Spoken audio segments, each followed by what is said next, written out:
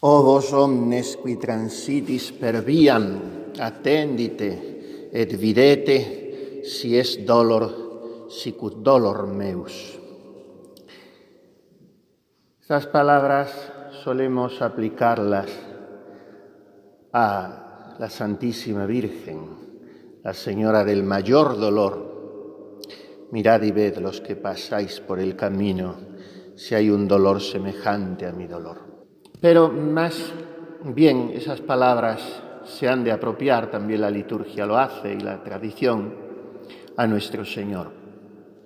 Vosotros los que pasáis por el camino de la vida, mirad y ved si hay un dolor como mi dolor.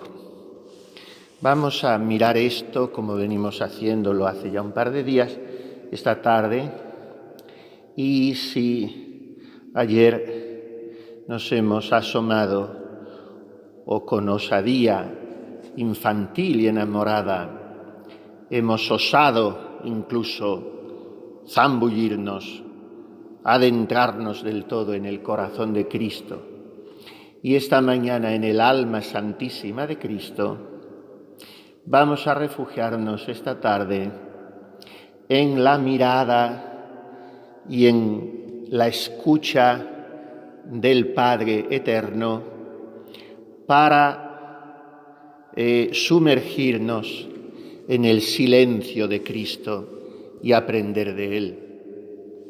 Pero primero vamos a tomar pie, como lo venimos haciendo, del magisterio incomparable, insuperable del Aquinatense para ver si el dolor de la pasión de Cristo fue el mayor de todos los dolores. Al profundizar con el doctor Angélico esta mañana en el alma de Cristo, lo hacíamos desde el artículo 7 de la cuestión 46 de la parte tercera de la suma. Pues bien, el artículo inmediatamente anterior, el artículo 6 de esa misma cuestión, se pregunta esto: si el dolor de Cristo fue el mayor de todos los dolores. Después de haberlo aparentemente negado con mucha extensión, termina respondiendo que no puede haber un dolor mayor que el de Cristo. Y esto por 4 motivos que a su vez desdobla o a veces tresdobla el santo.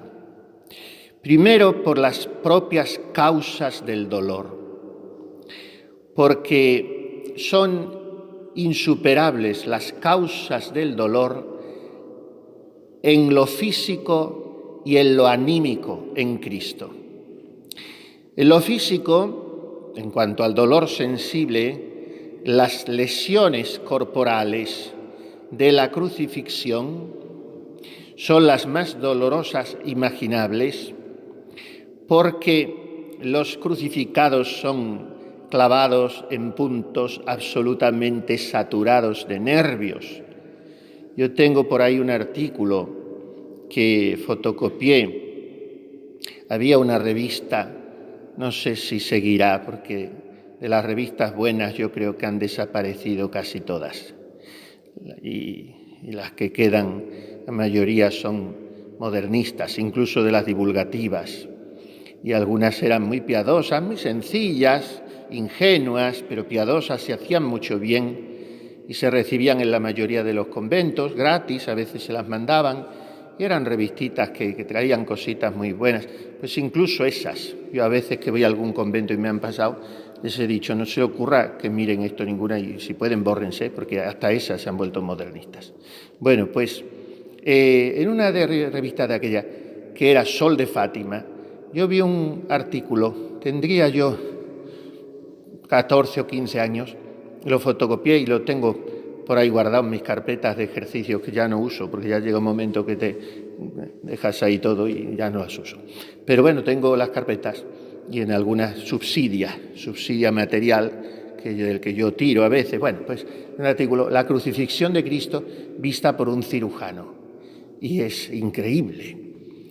Y entonces ese doctor, con su capacitación científica, profesional, va describiendo todo y parece que el dolor más horripilante es el del nervio medio, porque el nervio medio es el que como que aglutina a todos los del cuerpo y es espantoso. Bueno, pues lo acerbo de los dolores de la crucifixión, aparte del que un cuerpo colgado aumenta continuamente el dolor de todo hasta que sobreviene el paro cardíaco, que en último término es la causa de toda muerte, pero de un crucificado la más inmediata. Y eso en cuanto al dolor sensible. Pero en cuanto al dolor interior, no podía ser mayor, porque en Cristo fue causado por el cúmulo de todos los pecados del género humano. Pero un cúmulo de pecados, por tanto, incalculable, inconmensurable, de todos los hombres, de todos los tiempos, del antes, del durante y del después, un cúmulo de pecados que él sentía como propios. Y esta causa nosotros no la podemos ni de lejos barruntar, sentir como propia la pesadez de la losa de toda la obra de Satanás a lo largo de todos los siglos. Es el cordero aplastado, Jesús. Y además, Jesús, como judío cabal que era, sentía también la perdición de su pueblo, el pueblo escogido. Y Jesús, como hombre sensibilísimo y delicadísimo y amicísimo que era de sus amigos, sentía el abandono de estos que le habían dejado solo. Y por fin sentía, como hombre perfecto que era, la pérdida de la vida corporal, que es una causa muy grande de sufrimiento para cualquier moribundo, porque va contra la naturaleza de las cosas. El hombre ha sido creado para vivir. Ahora viene el pecado y tiene que pagarle tributo a la muerte y toca morir. Y esto a nadie le gusta. Así que estas causas de la muerte en Cristo, en cuanto a las causas, estamos todavía en el primer motivo, hacen que su dolor sea el mayor imaginable. Pero segundo, es el mayor dolor por su capacidad de percepción, porque no ha habido un paciente tan paciente como Cristo, en el doble sentido de la palabra paciente. No ha habido alguien que pudiera padecer más que Cristo y que pudiera padecer con tanta paciencia como Cristo. Y su cuerpo era perfectísimo, por tanto, su complexión era acabadísima. Es un cuerpo modelado por el Espíritu Santo, cor Jesu in sinu Virginis Matris a Spiritu Santo formatum. Por tanto, la obra de arte era inmejorable. Y todo lo que hace Dios es absolutamente perfecto y acabado. Dice el Crisóstomo que incluso las cosas materiales, por eso el vino en Caná fue el mejor vino que se ha podido beber nunca, y por eso lo dijeron los invitados, que todo lo que hace Cristo es perfecto, y su cuerpo hecho por el Espíritu Santo es perfecto. Si es perfecto su cuerpo, en él el sentido del tacto era exquisito, de la percepción, de la capacidad de percepción del sentido del tacto, se sigue el dolor. Pero es que además, ya lo hemos visto esta mañana, el alma santísima de Cristo era absolutamente perfecta, su alma humana perfecta. Y las facultades de su alma eran insuperables, por tanto, percibió eficacísimamente todas las causas de la tristeza. En tercer lugar, después de las causas del dolor, la capacidad de percepción del paciente, viene la pureza del dolor. Porque el dolor nuestro, cualquier dolor que suframos en nuestra vida, se puede mitigar, siquiera sea levísimamente, lo podemos mitigar nosotros mismos con cierta fuerza de la mente, que para eso está. Ahora se dice, todo está en la cabeza. Bueno, eso es relativo, todo está en la cabeza. Si el dolor viene con su violencia agresiva, el dolor te destruye, pero la mente puede bastante también. Pues bien, Cristo renunció a esto y en su pasión permitió a sus potencias que incluso le hiciesen sufrir el dolor más. O sea que en cuanto a la pureza del dolor, era absoluta. No había nada que empañara esa pureza en la pasión de Cristo. Y en cuarto lugar, porque Cristo tomó aquella pasión y aquellos sufrimientos voluntariamente. Y Él que dice, nadie me quita la vida, sino que yo la entrego libremente, quiso asumir tanta cantidad de dolor cuanta fuese proporcionada a la grandeza del fruto que iba a seguirse.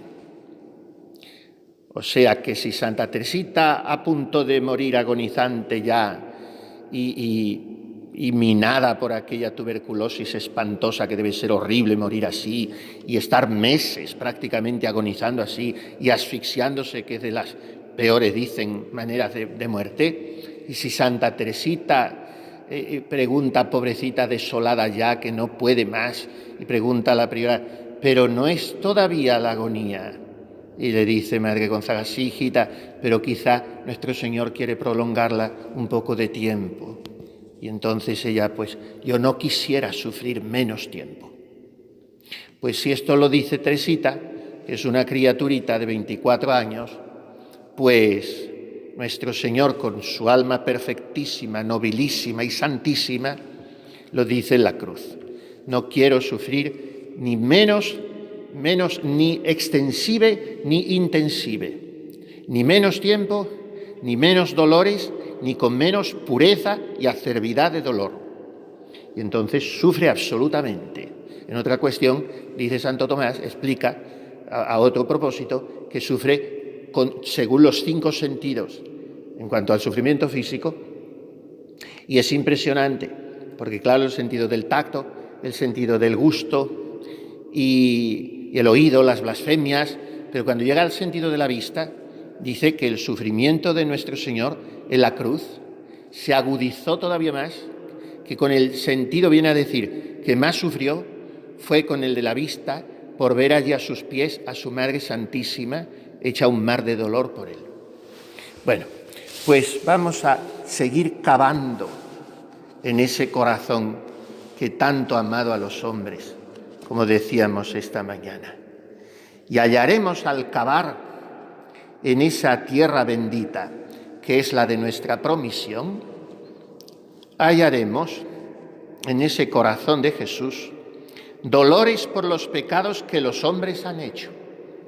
Dice el Santo Maestro, es el capítulo 80 de la Audifilia. Dolores por los pecados que los hombres han hecho y dolores por los pecados que nunca hicieron. ¿Cómo es esto? ¿Cómo se aclara este misterio? Porque claro, Él vino a librarnos de los pecados y muere por los que han hecho o los que se van a hacer, pero por los que nunca se hicieron. Y aclara que está en estos capítulos de la Audifilia. Genial, como teólogo. ¿Qué teología aprendieron aquellos hombres en las aulas de Salamanca y de Alcalá? Y sin embargo alguien dijo, por aquellos siglos, no me acuerdo ahora quién, pero fue una personalidad de mucha nota, un eclesiástico de mucha nombradía, no me viene quién fue, alguien dijo, hace más una pobre descalza de las de la Madre Teresa de Jesús desde su celda que todos los teólogos de Salamanca juntos. Pero claro, esta teología hace falta y por eso los que la husmeamos acá y allá se la venimos a dar a las descalzas porque, como dice la Santa Madre, nosotras nos estamos tranquilas y otros trabajando y estudiando vienen a darnos. En fin, estos son vasos comunicantes, ¿no? Pero es verdad que hace más una pobre descalza en su celda si lo hace bien, si está en su celda y está descalza. O sea, si está escondida, si está muerta, si está despojada, entonces La celda y la descalcez son el patrimonio de una hija de Santa Teresa, que está muy bonito cantar en los locutorios la capa blanca y las alpargatas y esto y lo otro, pero eso luego al día a día, en la ciudadela del amor y del dolor, que es la celda, y de la soledad de corazón. Bueno, pues Ávila era un gran teólogo y aquí se luce. Dice que encontraremos, cavando en el corazón de Jesús, dolores por los pecados que los hombres han hecho y dolores por los pecados que nunca hicieron. Y miren, hijas mías, aquí la gratitud nuestra tiene que ser, ahora cuando hagamos la adoración al Santísimo, tendríamos que estar con la boca en la tierra toda la hora y derretidos. Porque así como el perdón de los unos cayó, Señor, sobre ti, así la preservación de los otros te ha de costar dolores y muerte. Pues que la gracia que preservó de pecar a nadie se dio de balde sino a costa de tus preciosos trabajos. ¿Qué he hecho yo para estar a mis 20 o mis 60 o mis 90 años en un Carmelo, en un sacerdocio, en una vida de consagración al Señor, cargado de innumerables miserias, infidelidades, todo lo que queramos, pero podría estar en el fango hasta las cejas, como tantos pobrecitos por los que tenemos que pedir constantemente? Ya han visto que yo no hago la oración de los fieles de los libros, no quiero libros. La liturgia tradicional, un solo libro, y se ha terminado. Ahora 14 docenas de libros llenos de tonterías, la mitad de ellos. No quiero libros, porque se piden la oración de los fieles. Oí en una plática decir al padre Valentín de San José, muy enfadado, ¿cómo se puede pedir por el progreso de los pueblos? Y es verdad, ¿dónde está en el Santo Evangelio y en la Escritura pedir por el progreso de los pueblos? Hay peticiones en esos libros aprobados por la Conferencia Episcopal que hasta se pide para que en todos los países se instaure la democracia. ¿Pero qué disparate es ese? Primero, que la Iglesia nunca ha dicho cuál es la mejor forma de gobierno. Segundo, que no lo es la democracia. Y así, y yo no hago la oración de los fieles, porque nunca, rarísima vez, te encuentras una petición por la conversión de los pecadores, que es lo primero que hay que pedir. Rarísima vez. Si no esas cosas, por los científicos, por los periodistas, por el progreso de los pueblos, por la economía. ¿Pero eso qué es? ¿Eso qué tiene que ver con la salvación de las almas? Por tanto, los pecados de los que por su infinita misericordia nuestro Señor nos ha preservado, le costaron a Él la muerte. Por tanto, no es solamente que padeciera inmensamente por todos los pecados cometidos, sino por los no cometidos, para librarnos de ellos. Éramos hijos de ira, y Él nos ha hecho hijos de Dios. Con eso está todo dicho. Así de caro le hemos costado.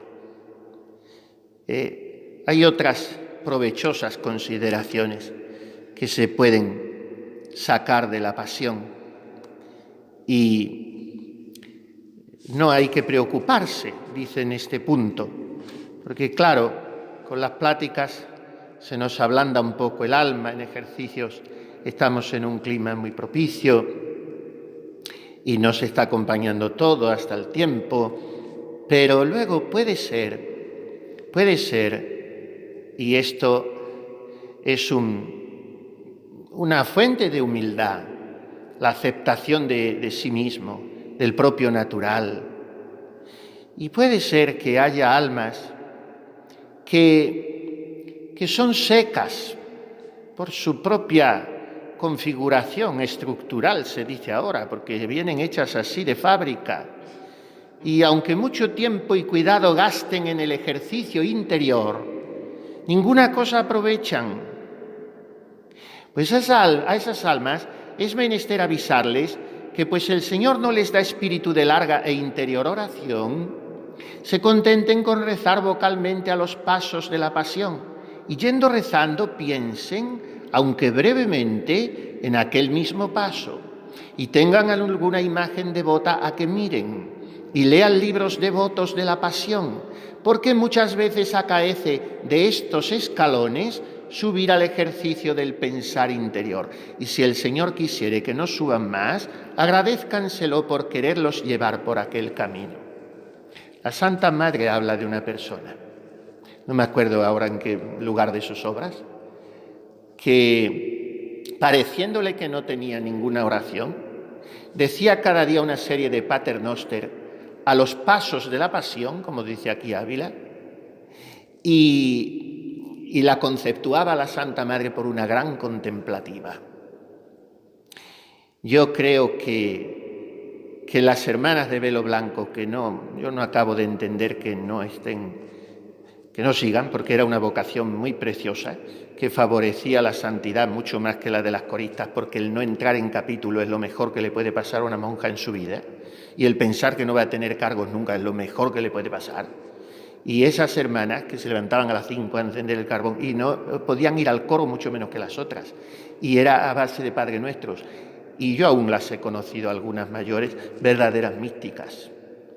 Y nuestras abuelas con el rosario, pues creo que más místicas algunas de ellas que no pocas carmelitas descalzas. Me duele decirlo, pero a veces el Señor es así, no se circunscribe a catalogaciones y por tanto no importa cómo esté hecha nuestra alma, de qué pasta seamos, no hay que afligirse por eso, ni querer ser más contemplativos según mi concepto, y mucho menos querer parecerme a esta o la otra. Aún más, alegrarme de que aquella o la otra sea más santa y más contemplativa y más alma interior, o lo parezca. Y yo me conformo con una oración patatera si es la que me toca toda la vida. Pero de esa tengo que saltar, siempre a base de meditar los pasos de la Pasión. Bien, pues después de ese paréntesis, nos adentra Ávila en la consideración de que si hasta ahora hemos dicho nosotros al Señor, o el Señor, mejor dicho, nos ha dicho a nosotros lo del Salmo, porque ya hemos dicho que este libro, tan largo y tan completo, está construido a partir de 3 palabras. Escucha, hija, mira, escucha, mira y olvida a tu pueblo y la casa paterna. Pero a la última dedica muy poco. Más bien es audifilia, escucha y mira. Bueno, son 2 actitudes de atención. Bueno, pues aquí cambia el objeto y nos hace a nosotros decírselo a Dios nuestro Señor. Si hasta ahora el Señor nos lo ha dicho a nosotros, lo ha dicho al alma, escucha y mira, ahora el alma le dice a Dios, oye y mira. ¿Y qué es lo que le decimos que mire? Las llagas nuestras que le manifestamos. Hasta ahora nos ha mostrado Él las suyas, refugio, cauce de salud, luz para nuestra existencia. Ahora le mostramos nosotros las nuestras, lepra, repugnancia, asco, para que Él las transforme, sabiendo que está pronto para sanarlas. No solo para sanarlas, sino que donde había pus y podredumbre, quiere Él poner belleza y vida nueva. Por tanto, si Él nos ha mandado que le oigamos y miremos y le inclinemos nuestra oreja, a Él, ¿quién le oye? A Él, ¿quién le mira? Yo no puedo decir, no tengo quien mire por mí, no tengo quien quiera escuchar mis trabajos, porque le tengo a Él, y en mis desconsuelos siempre está Él, y en los suyos.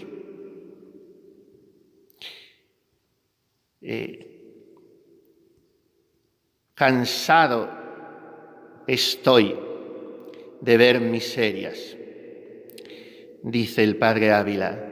Gran consuelo es para un desconsolado tener una persona que a cualquier rato del día y de la noche esté desocupada y de buena gana para oírle sus penas, y que esté siempre, sin faltar un momento, mirando a sus miserias y llagas, sin decir, cansado estoy de ver miserias, y asco me dan vuestras llagas.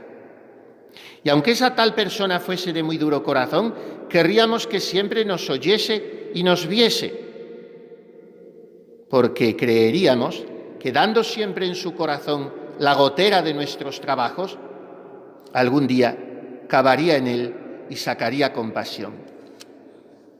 Pues bien, nuestros trabajos dan como una gotera, pero no es menester que insistan las gotas en el corazón de Jesús. Él es el que está siempre compadeciéndose de nosotros, padeciendo con nosotros, pero con Él, ¿quién padece? Y trae aquí el Santo Maestro un lugar de la Escritura, del libro de los Reyes y después del profeta Isaías, que está relacionado con el episodio de la victoria que sobre sus enemigos Dios concedió al rey Ezequías. El rey Ezequías se olvida de dar las gracias al Señor, por cuya ayuda ha sido la victoria. Y entonces Dios nuestro Señor, que castiga no porque se complazca en nuestro mal, sino porque quiere que reaccionando escarmentemos, le hace enfermar a Ezequías, le hace enfermar gravemente de muerte, y tanto que estaba desahuciado. Y entonces el profeta Isaías se presenta a Ezequías y le dice así, en el capítulo 38.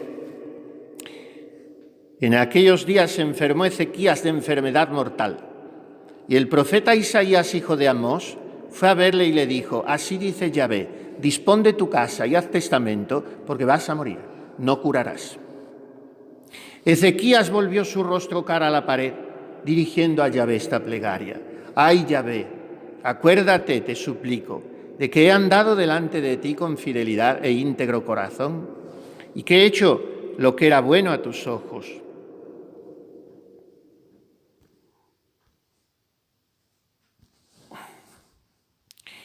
Y se puso a sollozar Ezequías con gran llanto. Y habló Yahvé a Isaías diciéndole: vete y di a Ezequías: así habla Yahvé, el Dios de tu padre David: he oído tu oración y he visto tus lágrimas.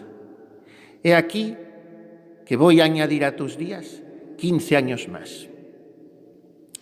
Y de la mano del rey de Asiria yo te libraré a ti y a esta ciudad, y yo protegeré a esta ciudad. Y esta será la señal para ti de parte de Yahvé, de que cumplirá Yahvé esta palabra que he dicho. He aquí que haré retroceder la sombra 10 grados, los grados que el sol ha descendido sobre el cuadrante de Ahaz. Y retrocedió el sol 10 grados que había descendido.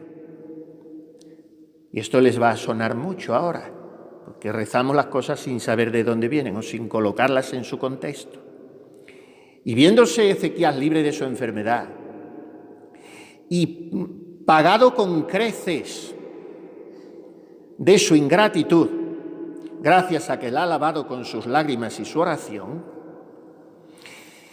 no sabiendo cómo agradecer ahora, dándose cuenta de lo negra que había sido su ingratitud, entonces estalla en un cántico que lo transmite el profeta Isaías 38, 9, o más bien 10. Cántico de Ezequías, rey de Judá, cuando enfermó y curó de su enfermedad. Yo dije: en la mitad de mis días voy a caminar hacia las puertas del abismo, me privan del resto de los años. Yo dije: ya no miraré más al Señor en la tierra de los vivos, ni lo veré más entre los moradores del orbe. Como una tienda de pastores, levantan mi vida, como un tejedor devanaba yo mi vida y me cortan la trama. Día y noche me estás acabando, gimo como una golondrina, como una paloma. En fin, es ese cántico que pone la Iglesia en nuestros labios, el laudes, uno de los días. Pues ese cántico hay que cantarlo con estos sentimientos. Dios mío, te he sido infiel, me he olvidado tantas veces de ti, no te he dado las gracias cuando me estás sosteniendo en todo y por todo. Y ahora tú eso me lo pagas por una lagrimita mía de contrición, no solamente devolviéndome la vida, sino multiplicándomela y poniendo el sol y los elementos a mi servicio. Pues bien, Ezequías había vuelto su cara a la pared. Había llorado pidiendo al Señor misericordia. La sentencia estaba dada por parte de Yahvé: no vivirás. Pero Ezequías, que había sido pecador, confió. Se vio en la mitad de sus días, o sea que se acababa para él la estirpe real de David. En medio de mis días me cortan la trama. Lo que nosotros experimentamos tantas veces, en la mitad de nuestra vida. Citábamos el otro día al Dante y estamos así al pie de la letra, los cuarentones y cincuentones y sesentones, porque ahora la mitad de la vida, como digo, se prolonga tanto. In mezzo nel cammin della mia vita mi ritrovai in una selva oscura que la diritta via era smarrita. En medio del camino de mi vida me encontré en una selva oscura porque la vía derecha la perdí. Bueno, pues así. Es un tratado teológico también, la Divina Comedia. Y las cosas que le dice el Dante Alighieri a la Santísima Virgen en la Divina Comedia son maravillas. Bueno, pues estábamos así, en medio de mis días. Tengo que marchar hacia las puertas del abismo. No, que si lloras y si oras, no es que el Señor te privará del resto de tus años, sino que te los dará 3 doblados. Así es que el volver la cara a la pared y llorar, el humillarse y dolerse, le sirvió a Jeremías de aquel abrazo de misericordia de Dios. Isaías se plantó en medio de la sala del rey y con aquella intrépida parresía de los profetas le dijo: mira lo que ha dicho el Señor, he oído tu oración, he visto tus lágrimas, así es que te va a dar salud y 15 años de vida. Dice Ávila comentando esto: Señor, ¿qué es aquesto? Tan presto metes tu espada en la vaina y tornas la ira en misericordia.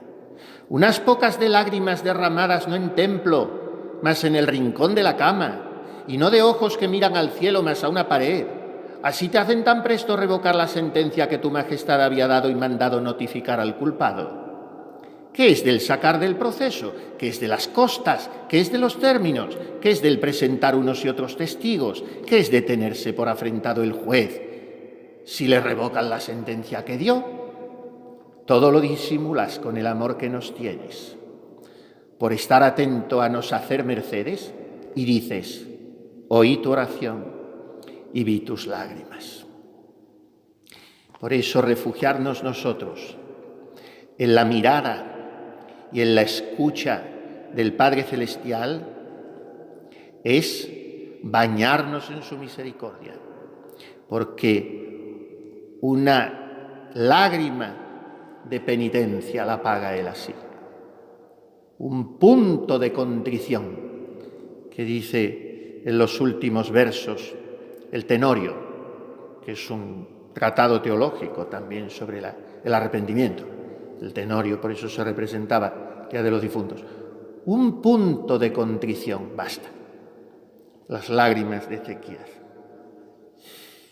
Pero bueno, si Dios había dado sentencia y es Dios, si dice el Santo Maestro, como el juez, que es divino, no se siente afrentado de sí mismo, revocando la sentencia, cuando el juicio ha tenido costas y términos y el proceso ha sido en serio, y ahora el mismo juez revoca la sentencia, si es Dios. En la Sagrada Escritura muchas veces se dice: el Señor se arrepintió de sus amenazas. ¿Cómo es esto? No puede ser.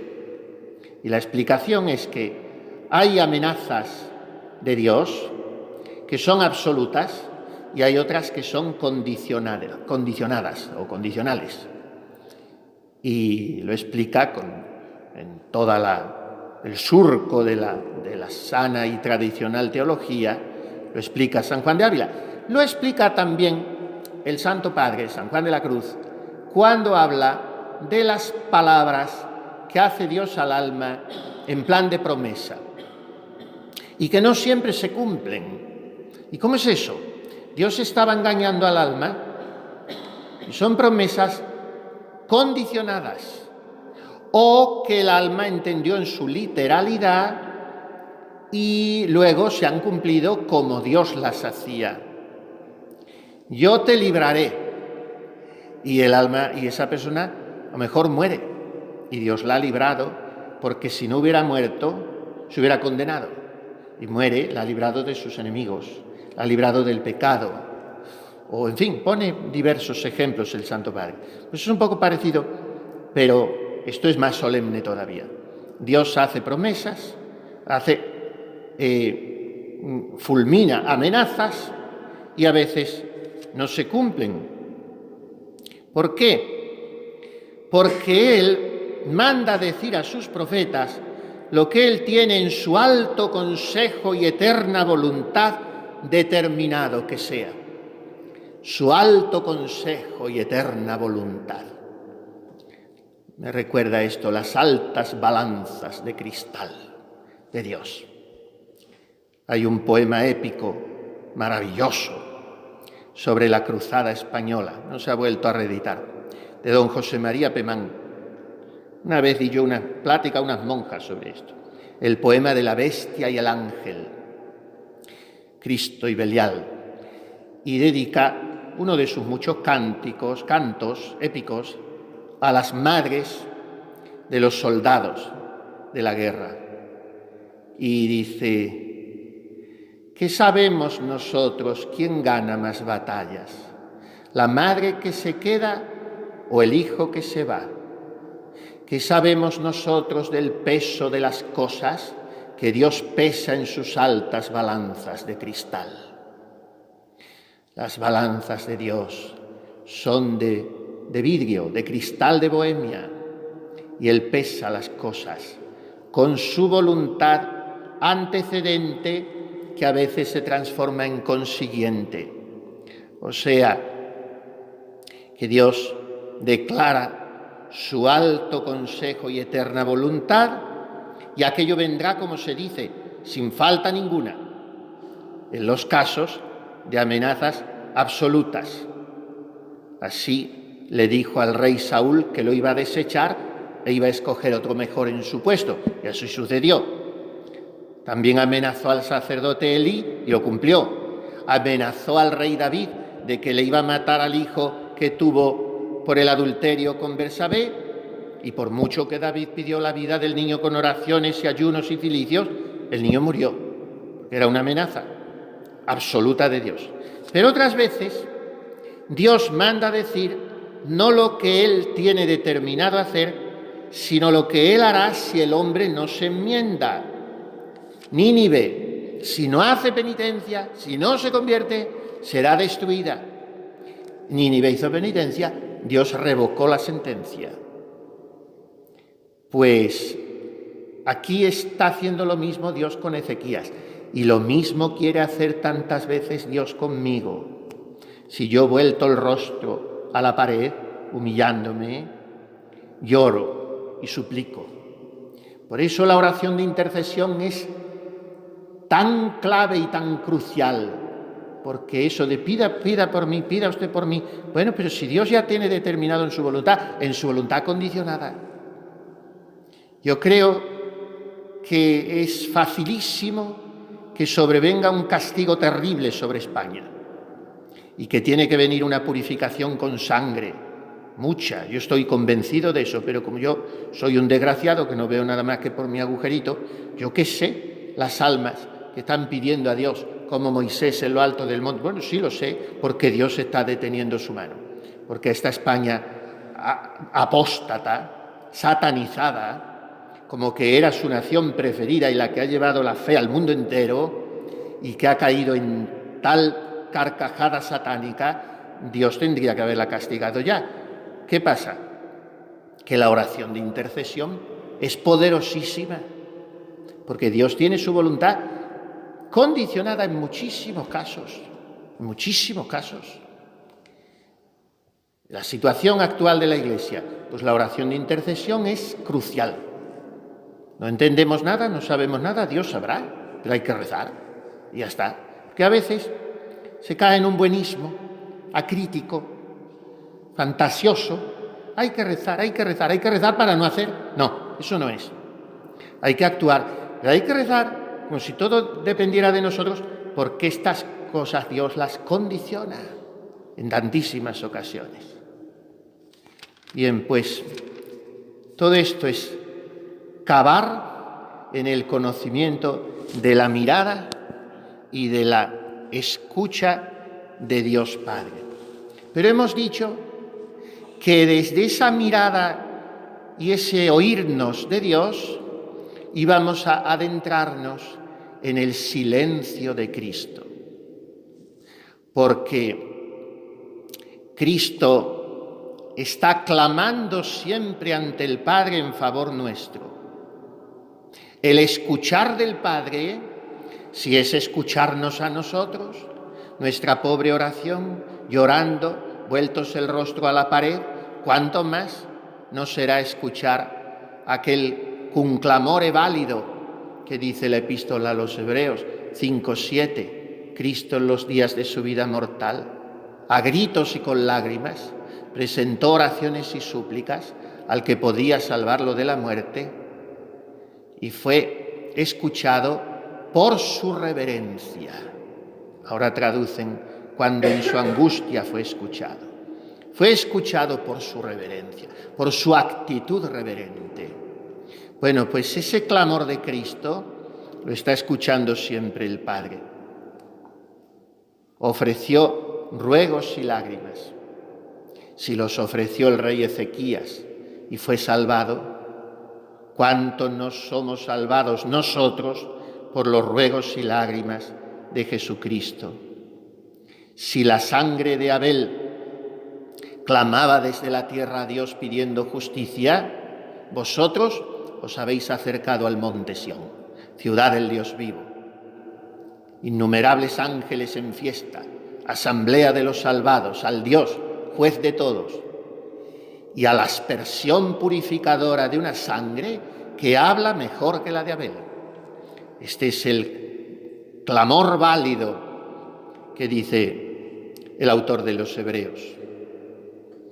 Porque el clamor de la sangre de Cristo es un clamor eterno que está pidiendo siempre misericordia, para que el Padre, en lugar de oír las voces insolentes y blasfemas de los pecados del mundo, pidiendo venganza contra los que los han hecho, escuche el susurro pidiendo constantemente misericordia, el cántico del Cordero Inmaculado, la voz de Cristo, a la que se une la vox sponse, que este es el sentido del oficio divino, la maravilla del oficio divino, como le explica así don Columba Marmión.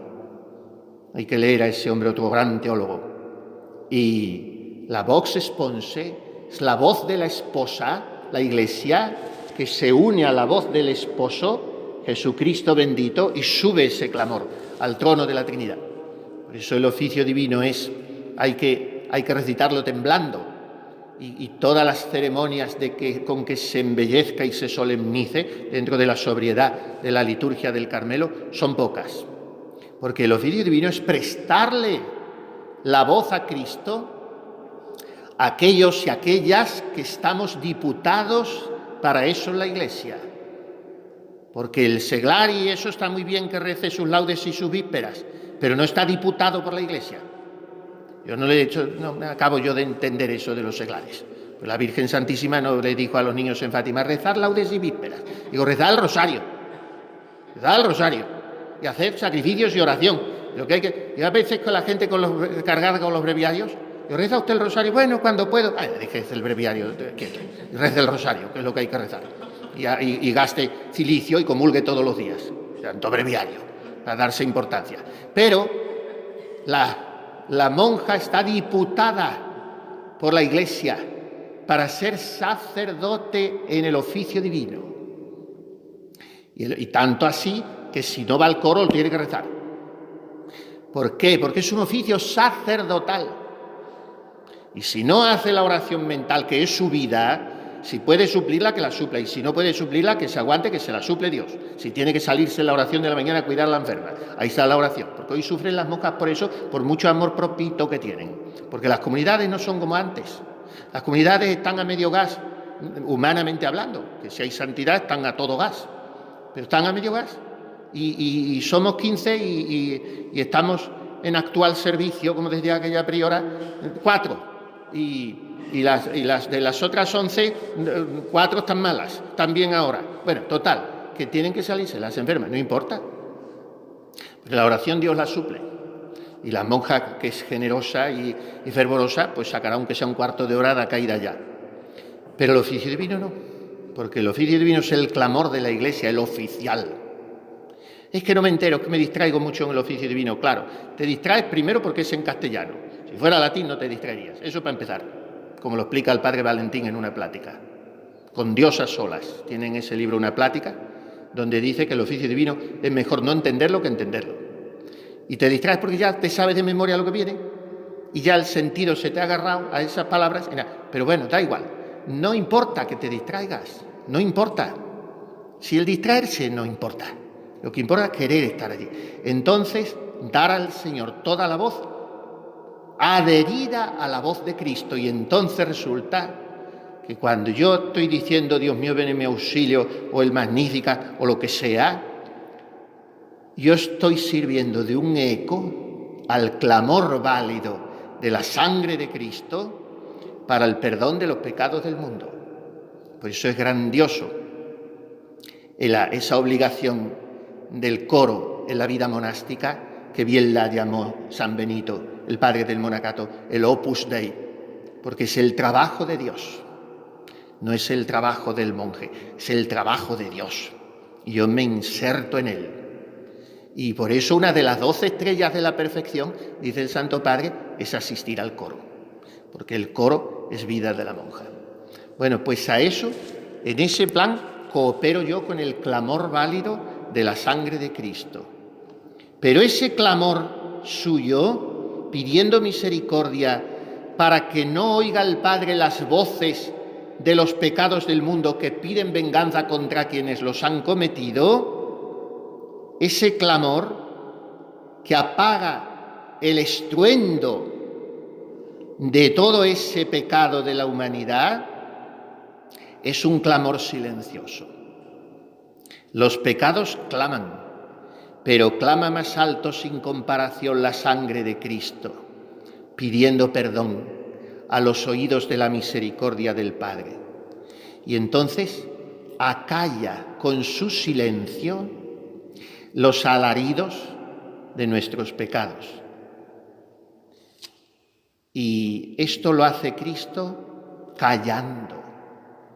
Y aquí está el misterio de la vida de una carmelita descalza, que es una vida callada, una vida envuelta en el silencio, y ese silencio suyo es un clamor para Dios. ¿Qué pensáis que significaba aquel callar de Cristo? Se pregunta el padre Ávila, y después de explicarlo largamente, rompe, como nos tiene acostumbrados, en una oración formidable.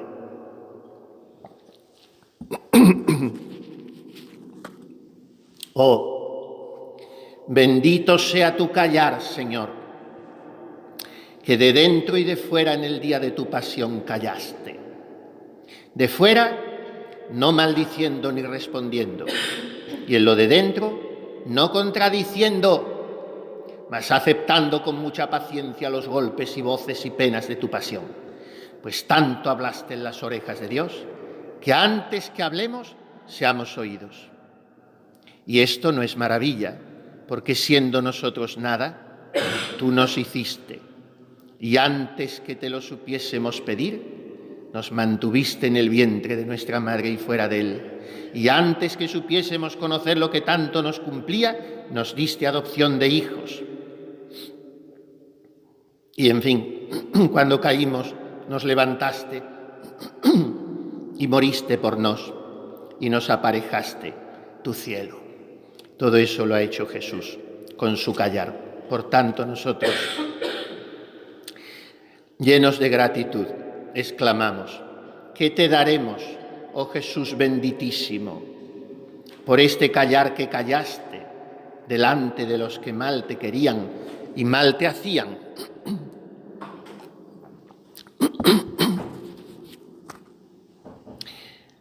¿Y qué te daremos por estas voces tan altas y tan llenas de amor que por nosotros diste delante de tu Padre?